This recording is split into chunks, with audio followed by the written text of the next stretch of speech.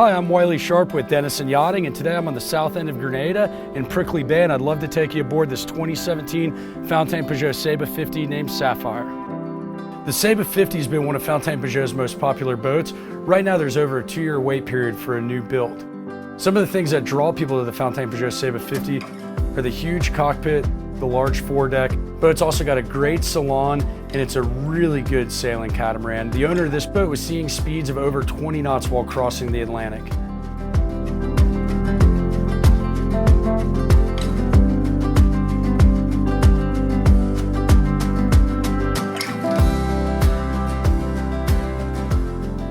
We're going to begin our tour today here on the foredeck, and the first thing you'll notice is this large lounging area. Now these seats, the backs are on ratchets, so you can actually fold them down and use them as sun pads. Everybody's favorite place to hang out on a catamaran underway is up on the trampoline, and you'll see on the Saba 50 it's a huge trampoline. This boat's also got the factory option bowsprit, which makes flying a Gennaker or a Code Zero very, very easy. And you'll see the Genoa, which is on a roller furler for easy sail handling. Centerline here, we've got a anchor locker forward, and then just after that we've got a large lazarette that houses the windlass as well as fender storage. Just after the bow seats on both hulls, you've got large storage lazarettes. We're going to leave the foredeck and head aft. One of the things you'll notice is they set this boat up for offshore sailing. If you look by my feet, there's jack stays there. The weather deck is also really nice and wide, and there's some really good handholds here on the brow. Going down a couple of gradual steps brings you to the cockpit, and a few more steps down to the really nice wide sugar scoop on the boat. First thing you'll notice when you get to the sugar scoop is the swim ladder, giving you easy access to and from the water. Over on the port side of the sugar scoop is the plancha style grill, which was a custom feature the owner added. And then we've got our first of 2 mechanical spaces. This side houses the Onan generator as well as one of the upgraded 75 horsepower Volvo motors. Before we take a look at the cockpit, I just want to point out the optional hydraulic dinghy davits the owner ordered with the boat, as well as the high field tender with a Euro Helm and a Honda 4-stroke outboard. The portside sugar scoop's the perfect place to get in and out of the dinghy since there's no swim ladder on this side. As we move forward from that, we get to our other mechanical space on the boat. On this side, we have the second upgraded Volvo motor. We've got the hydraulic pump for the dinghy davits. We've got the water maker, the expanded house battery bank, the upgraded Victron charger inverter system, as well as the solar controllers. When at anchor, the cockpit is usually where people tend to gravitate towards on a catamaran, and with over a 26-foot beam, the cockpit on Safrire is absolutely massive.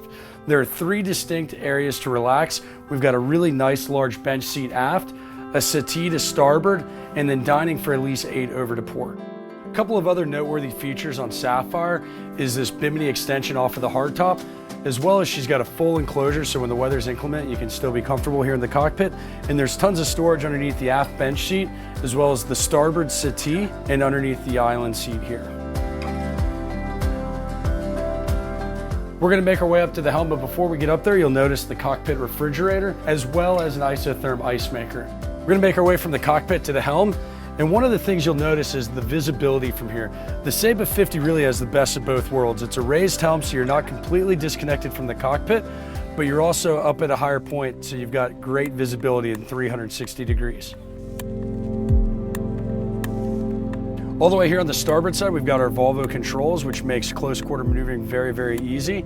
Just port of that, we've got our Plastimo compass that has a backlight so you can see it at night. And then to the left of that, we've got our Garmin 10-inch display. It's also equipped with radar, AIS, and a forward scanning depth sounder.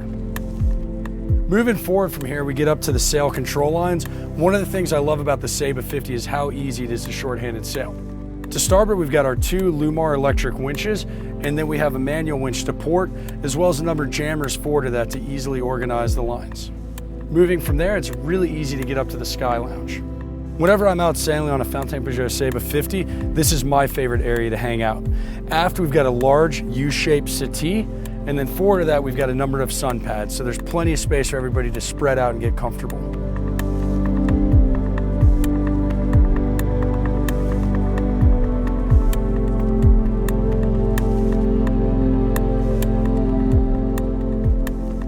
Safrire has 4 distinct areas to hang out, and we've already been up to the foredeck, we've checked out the cockpit, and we've been up to the sun bridge. Now we're going to take a look at the salon. First thing you'll notice when you walk into the salon are the vertical windows that carry the height all the way forward.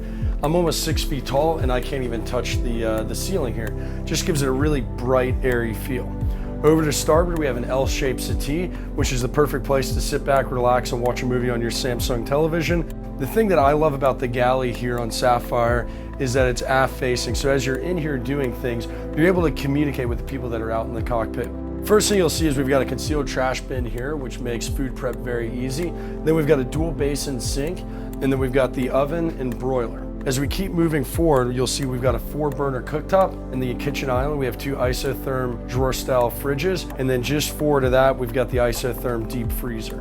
Moving forward from the galley, we get up to the Nav Station. I absolutely love the fact that it's a forward-facing Nav Station. You've got great 360-degree visibility, which makes it a perfect place to maintain watches. Over here to starboard, we have an SSB radio. We've got our tank monitors and battery monitors here, Fusion head unit, 12-inch Garmin display, remote control for the Garmin autopilot, and then down there we've got our 12-volt panel with the remote start for the generator, control for the water maker, as well as the upgraded Victron control panel. Let's go ahead and move down below and check out the staterooms. I'm going to take you down the starboard side first. Coming down the companionway, on the inboard side, we've got the washer-dryer combo. Moving up to the VIP stateroom, we've got some large hanging lockers on the inboard side, and then on the outboard side, we have the ensuite head. Forward from there, we have the sleeping quarters in the VIP stateroom. It's an athwartship walk-around berth, and the thing that I love are the huge windows and openings that just bring a lot of natural light into here, and there's just a ton of headroom as well. Forward from there, we've got an insane amount of storage up in the forepeak. The owners of the boat had the optional deck hatch put in, so you've got access to this space either through the VIP or up on the foredeck. Aft from there, we're going to get to the second guest cabin. The bed is a island-style berth, so it's easy to climb in and out of. And there's tons of natural light with not just the outboard window, but also the window facing the sugar scoop.